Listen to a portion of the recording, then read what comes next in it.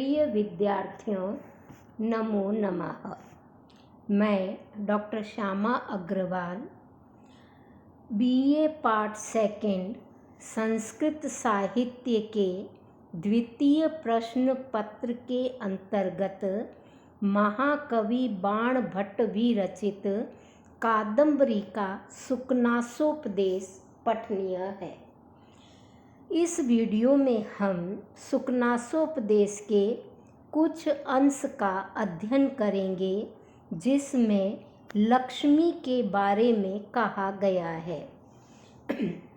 महामंत्री सुकनास राजकुमार चंद्रापीड़ को उपदेश देते हुए लक्ष्मी के बारे में बता रहे हैं, विशेषकर राजलक्ष्मी के बारे में।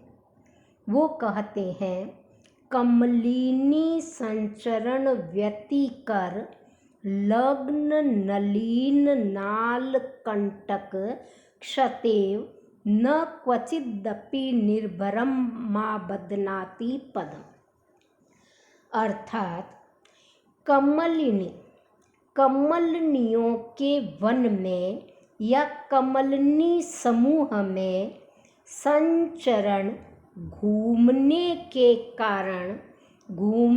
के संबंध में लग्न लगे हुए नलीन नाल कमल नाल के कंटक कांटों से क्षता घायल हुई के इव समान यह लक्ष्मी क्वचिद अपि कहीं पर भी निर्भरम दृढ़ता से मजबूती से पदम पांव को आबधनाती न रखती नहीं है, कदम धारण नहीं करती है।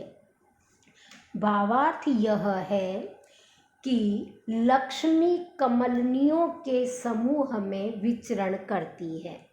कमलनी उसका मनपसंद पुष्प है। कमलनी में कमल नाल के कांटे होते हैं।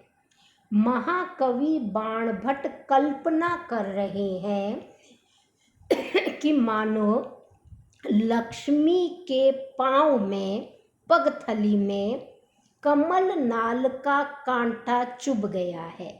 उसका पांव कमल नाल के कांटे से घायल हो गया है। इस कारण वो कहीं पर भी दृढ़ता या मजबूती के साथ अपने पांव जमाती नहीं है। किसी एक ही राजघराने में लंबे समय तक वह अपने कदम टिकाती नहीं है। जिस प्रकार पांव में कांटा चुभने पर हम कदम को, अपने पांव को, अपने चरण को मजबूती के साथ पांव को जमीन पर दबाकर नहीं रख सकते, उसमें दर्द होता है।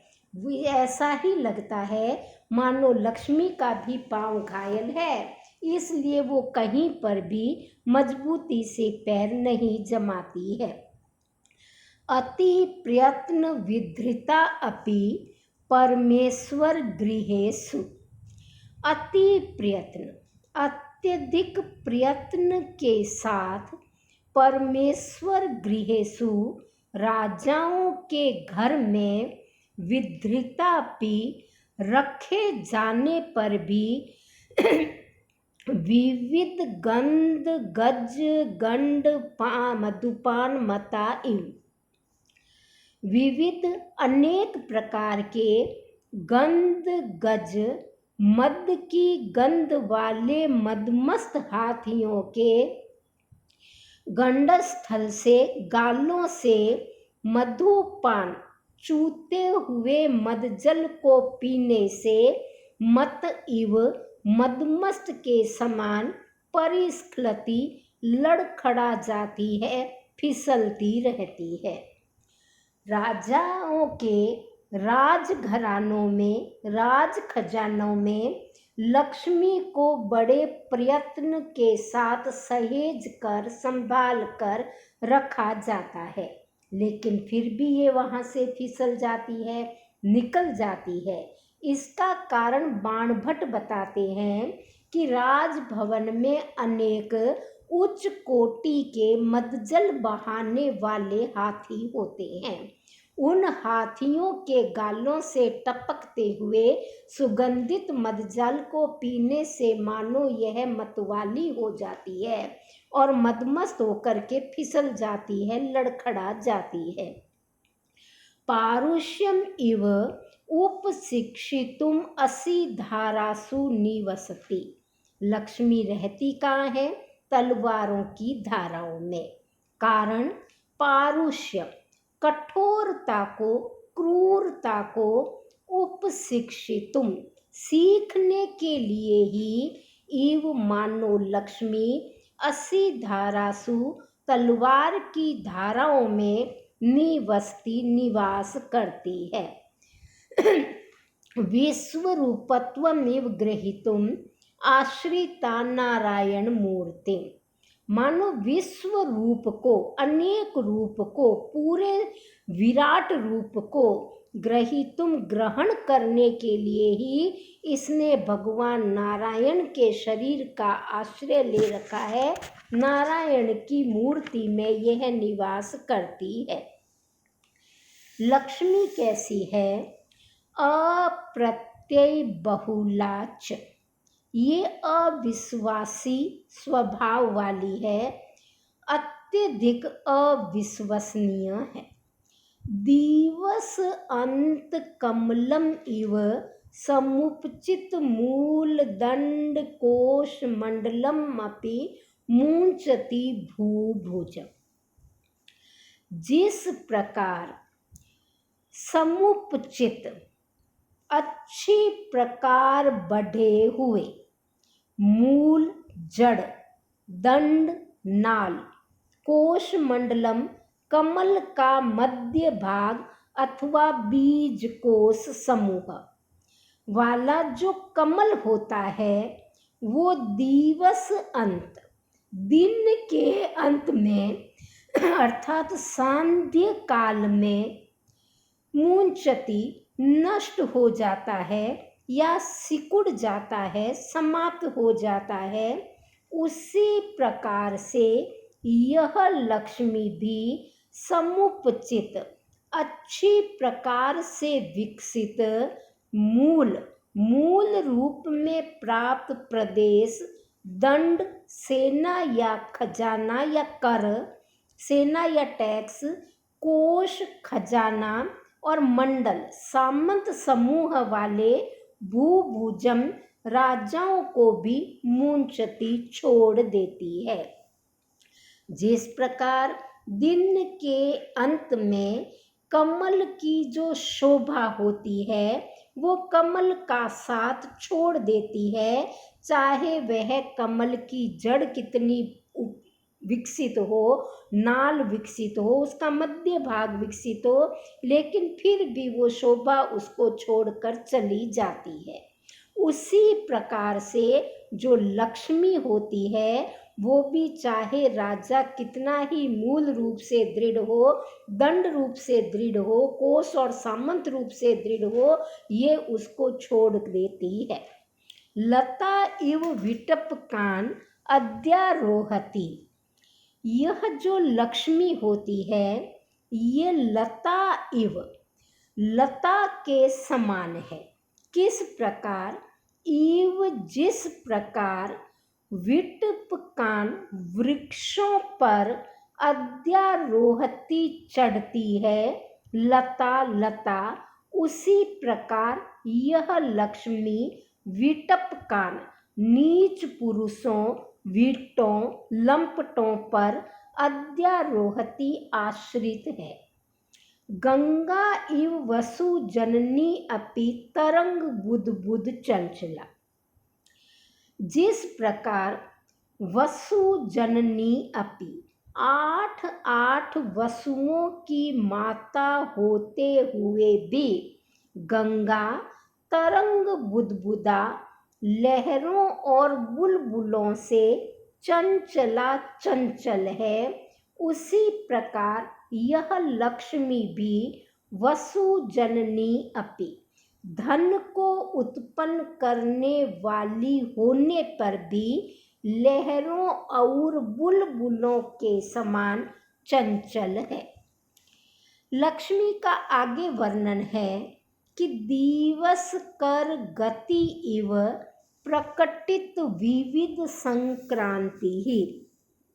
जो लक्ष्मी है वो दिवस कर सूर्य की गति के इव समान है, जो कि प्रकटित विविध संक्रांति अनेक संक्रांतियों को प्रकट करने वाली है। जिस प्रकार सूर्य की गति अनेक राशियों में संक्रमण को प्रदर्शित करती है, उसी प्रकार यह लक्ष्मी भी अनेक प्रकार के व्यक्तियों में संचरण करती है। पाताल गुहा इव तमो बहुला।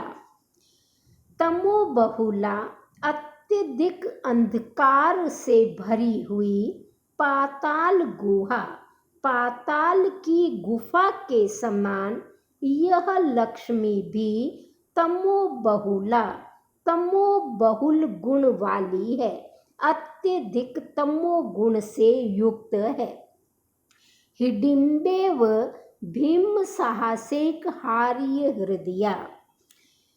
भीम कुंती पुत्र भीमसेन के साहस से हार्य हृदया, हरण किए गए हृदय वाली हिडिंबा के समान यह लक्ष्मी भी भीम, भयंकर या प्रचंड साहसियों के द्वारा हारे गए हृदय वाली है। जिस प्रकार भीमसेन के साहस से हिडिंबा ने अपने हृदय को हार दिया था, उसका अपहरण करवा लिया था, वो अपना दिल दे बैठी थी, उसी प्रकार ये लक्ष्मी भी केवल प्रचंड साहसी लोगों के द्वारा ही आकृष्ट होती है। प्रावृड विद्युत कारिणी। यह जो लक्ष्मी है वो अचिर द्युति कारिणी, शीघ्र ही बिजली के गर्जन को करने वाली या अधिक देर तक न चमकने वाली प्रावृत वर्षा ऋतु की बिजली के समान है। जिस प्रकार वर्षा ऋतु में क्षण भर के लिए बिजली पैदा होती है, तो क्षण भर के लिए बिजली को उत्पन्न करने वाली वर्षा ऋतु के समान लक्ष्मी का प्रकाश भी देर तक टिकने वाला नहीं है। लक्ष्मी की चकाचौंध भी कुछ समय तक ही दृश्यमान होती है। दुष्ट पिशाची।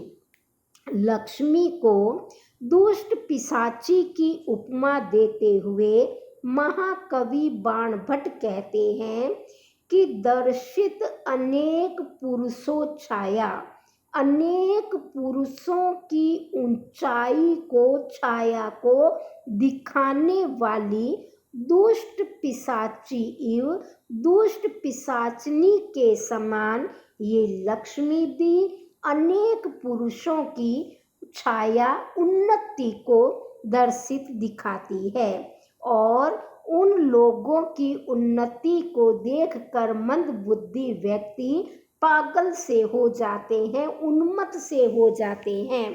भावार्थ यह है कि जिस प्रकार जो पिशाचनी होती है वो ऊंची ऊंचे लोगों की छाया परछाइयाँ दिखा करके और डरपोक व्यक्तियों को पागल बना देती है, उसी प्रकार लक्ष्मी भी अनेक धनाढ्य सेठों की उन्नतियां दिखा करके और निर्धनों को पागल बना देती है, मंद बुद्धि लोगों को पागल बना देती है। इस प्रकार महाकवि बाणभट्ट ने महामंत्री सुकनास के मुख से राज्य लक्ष्मी का विस्तृत वर्णन राजकुमार चंद्रापीड़ के समक्ष प्रस्तुत किया है। इस गद्यांश में उपमा अलंकार का अति सुंदर प्रयोग महाकवि बाण भट्ट ने किया है। यहाँ उनकी शैली पांचाली है, बिल्कुल सरल है, सहज है, स्वाभाविक है और भाषा सौंदर्य भी बहुत